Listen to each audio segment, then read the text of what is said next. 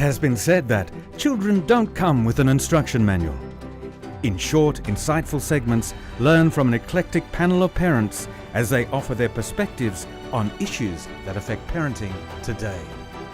The Home Nation RoundTable. Our conversation topic for tonight is: what is the one thing you do to better communicate and connect with your child? For our family, it's something that I learned from my mum and dad. So every night, regardless, dinner time, the whole family sits together and have dinner. And that's the time we go around the table and say, oh yeah, so tell me about your day, what happened. And you know, if the kids are not responsive and they're like, day was good, nothing, then we start playing games. We're like, okay, let's play a game. Today we have this game called the country game, which my 7-year-old really loves. And so you throw a letter out, you throw a letter, alphabet C, and he goes like Canada. And then the other two join in and they'll throw in another country. And it goes around the table until they run out of countries. And then, okay, though the last person who could name the country wins a point. And then we go around with another alphabet. And that's a game that we play if the kids are not in the mood to communicate. But we make it a point that every dinner, everyone sits down together and just talk. Yeah. So and play a game. And play a game, yeah. Wow. So in an indirect way, we get to know what's happening with their lives and issues that come up in their lives. Yeah. Fantastic. Wow. So it worked for me when I was growing up. So I'm hoping it will work for the kids. Yeah. Yes.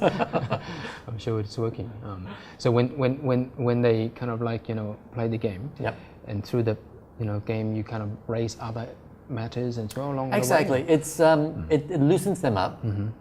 Very similar to a wise man that taught all of us a game called the mouse, moose, and elephant game. It loosens them up, and it gets them talking, which is great. Yeah, cool. Getting them talking is what it's about. Absolutely, and sometimes you wish they would stop. No, I'm just kidding. Just kidding. I love you kids. Keep on talking. Okay, and Adrian, so what do you do to build relationship rapport? I think one thing that this whole thing about communication, and as you rightly pointed out, it's how you're able to get the person you're communicating with to respond, and I think key to that is listening. And very often you kind of just pay lip service to that whole you've got to talk to your kids, and then you just you hear this kind of noise. It just becomes this white noise. But I've just always made it a point to just make the effort to really listen. And when I similar to you, Rajiv, when kids come home from school, when I ask them how was your day, it's not if they say fine, that's not good enough. I really want to know about your day. I really want you to tell me in detail about all the good stuff, the bad stuff, and we can talk about it, because as your kids grow up, they have their own lives, and it's so easy to unconsciously lose touch and lose them, I suppose. There's the whole thing about letting go is one thing, but it's still having them involved in your life, and is a huge thing that I want to keep. So listening to your kids is very, very important, I think, and sometimes it's a little bit of an effort to make them engage and make them buy into the conversation, but just a little bit of prodding and finding some way to wheedle something out of them, and then it all comes out. It's fantastic. And that indirect way of doing it through a game is fantastic. Sometimes, we play poker or something together, and we just a bunch of four people having fun and talking and laughing, and it's fantastic. And I think it's important to talk about the light, silly things as well, rather than only talk when things go wrong. Then you become just a foul-weathered family. You've got to be a fair-weathered family as well. Just talk and listen. I think that's really key. Wow. lots of wisdom there. I don't know, I was making it up. I almost believed you.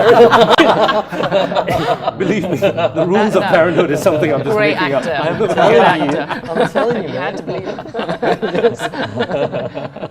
But you know, really, I mean, I like what you said about being able to talk about, you know, the silly things, and you know, I think I myself got to remind myself that sometimes when we take a bit serious, you know, and you know, kind of we worry and we care sometimes a bit too much, and you know, we forget to be a bit silly, you know. And I think that's very important, you know.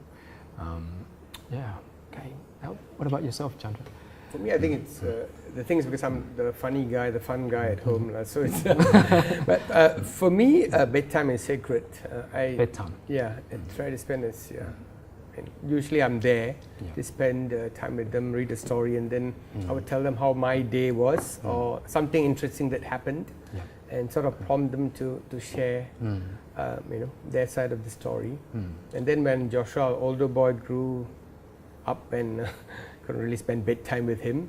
It was tea time. We would have tea at home. Like my wife was away for a year studying, so I took time off from work, and so that I could spend time with the two boys. You know, to be there. Very important. That time.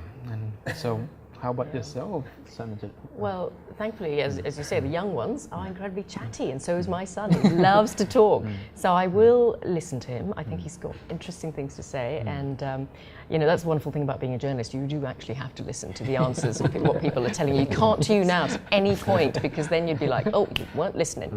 But anyhow, I do listen to my son, and I'm very good at that. And he is incredibly chatty. And I mean, I think just this week is really important, because this week I didn't actually see him very much. I was in Kuala Lumpur covering the aftermath of the tragic MH17 crash, and just how Malaysians were reacting, having to cover sort of press conferences from the Malaysian authorities and things like that. And I didn't see him enough, and I just really missed talking to him.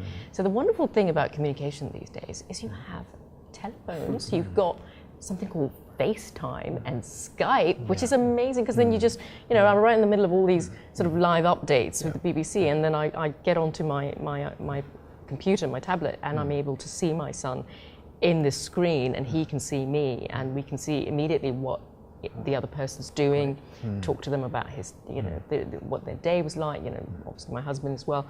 And it's just wonderful. It's wonderful having modern technology, because you can travel a lot and can do different things, but as long as you're connected somehow with your child, it doesn't feel like you're talking through a medium of technology. You know, literally your child feels like he's right there. I can see him and he can see me, and it's so important to connect. And yeah, so I'm hoping it will stay this way with us, because I'd love to always hear about his day.